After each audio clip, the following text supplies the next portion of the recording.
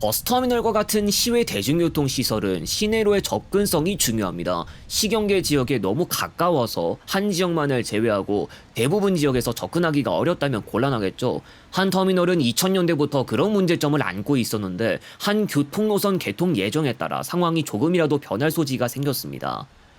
부산 종합버스터미널, 금정구 노포동에 소재하는 터미널입니다. 사상구 괴법동 서부버스터미널과 함께 부산에 소재하는 단 둘의 정규터미널이고, 이곳에서는 부산에서 북쪽에 해당하는 지역으로 가는 버스 노선들이 꽤 운행되고 있습니다. 다만 서부터미널에서 담당하는 광양, 순천, 여수, 광주 방면을 노포동에서도 담당하고 있습니다. 강원 지역 행선지를 취급하는 부산 내 유일한 터미널이기도 하며 도시철도 1호선과 부산 시내버스 연계는 물론 울산 방면 직행좌석 버스 노선들도 환승할 수 있습니다. 거리가 짧은 시외버스 노선도 운행되고 있어서 창원시, 진주시, 거제시, 통영시 방면이나 통도사, 언양 방면, 동대구행과 같은 노선도 볼 수 있습니다. 노포동 부산종합버스터미널은 2001년에 최초로 개장해서 고속버스와 시외버스를 한 곳에서 모두 다루고 있습니다.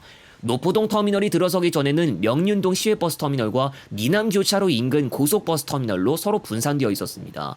위치를 옮기기 전에는 터미널 자체가 시내에 위치하고 있어 이용객들의 접근은 어렵지 않았지만 부산 소재 고속도로 IC에서 거리가 있고 교통량 증가 등으로 인한 도로 지정체 발생 시 버스가 터미널까지 이동하는 데 애를 먹기도 했습니다. 그것은 동네 시외버스 정류소에 정차하는 시외버스 노선들에서 지금도 어느 정도 힌트를 얻을 수 있는데, 남해 고속도로를 진출입하는 시외버스들이 상습 지정체 지역인 만덕 구간을 지나고 있어 동네에서 내려야 할 승객들이 정작 부산 시경계 지역을 제때 지나고도 정류소에 내리는 시간이 지체되는 일이 벌어지기도 합니다. 노포동에 터미널이 들어섰을 초기에만 해도 바로 인근에 고속도로 IC가 없어 비효율적인 경로로 운행해야만 했다가 2005년 11월 노포 IC가 개통하면서 문제점이 해결됐습니다. 그러나 시내로의 접근성이 크게 좋지 않아 지금도 고속버스 노선들 가운데 도시철도 노포역에서 서면 방면 막차가 떠났을 시간대에 도착하는 버스는 구소 IC를 거쳐 두실역에 잠깐 세워서 승객들이 하차해 좀 더 쉬운 시내 접근을 할 수 있도록 하고 있습니다.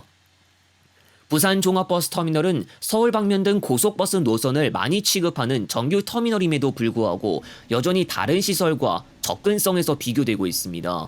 괴법동 부산서부버스터미널은 사상역과 바로 연계할 수 있으면서 아예 시내에 있기도 해 접근이 어렵지 않습니다.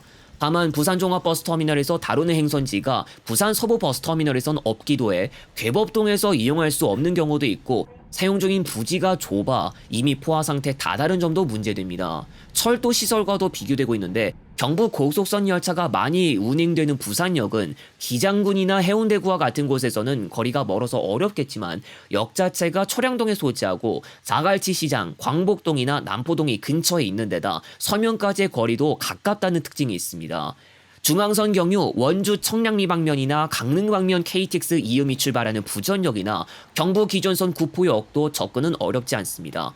부산 종합버스터미널이 제 아무리 도시철도 1호선과 바로 연계된다고 하지만 조금만 북쪽으로 올라가면 양산시 동면이 나오는 등 위치가 한쪽으로 치우쳐진 이유로 인해 시외 대중교통편을 이용하기가 까다로운 겁니다. 반대로 이런 결과로 인해 타 지역에서 덕계나 울산 시내로 가는 데에는 도움이 되고 있는데, 혹시 울산으로 향하는 고속시외버스는 없거나 차량편이 너무 적어서 적당한 시간대 차량편을 이용하기는 어려운데 부산 노포동으로 가는 버스가 있으면 종합버스터미널에서 내려 노포역 2번 출구 앞에서 출발하는 직행좌석버스 노선으로 환승하면 되고, 덕계는 부산급행 1002번이나 다른 일반 시내버스라는 선택지도 주어집니다. 이렇게 덕계 수요도 소화할 수 있는 부산 종합버스터미널인데 머지않은 미래 다른 지역 수요까지 흡수할 가능성이 생깁니다. 올해 11월 개통을 예정하고 있는 양산도시철도, 이 노선은 양산 북정동에서 출발해 양산시청, 사송리 등을 거쳐 노포역으로 이어지게 됩니다. 양산도시철도는 고무차륜 경전철 노선으로 이미 부산도시철도 4호선에서 선보인 바 있는 형태와 유사하지만 차량 한 개 편성당 2칸만 구성되어 한 차례 운행 시 탑승 가능한 최대 인원은 부산도시철도 4호선보다 적습니다.